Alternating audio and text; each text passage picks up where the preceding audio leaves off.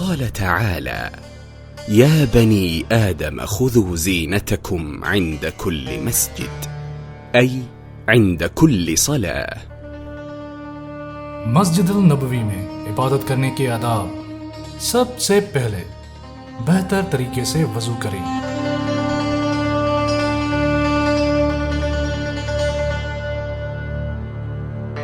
جب اپنے گھر سے نکلیں تو اپنے کپڑوں کا خاص خیال رکھیں تاکہ وہ مسجد تک صاف اور پاک رہیں.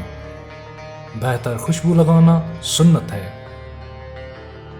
اگر آپ کا قیام ہوٹل میں ہے تو اذان آنے سے تھوڑی دیر پہلے نکلیں.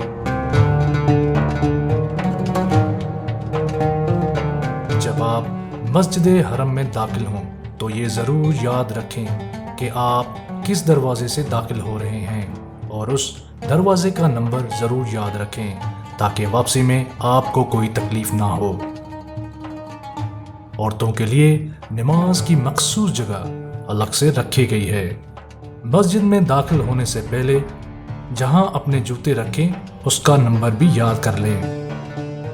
مسجد الحرم میں اپنے دائیں پاؤں سے داخل ہوں اور داخل ہوتے وقت یہ دعا پڑھیں: بسم الله والصلاة والسلام على رسول الله اللهم اغفر لي وافتح لي أبواب رحمتك.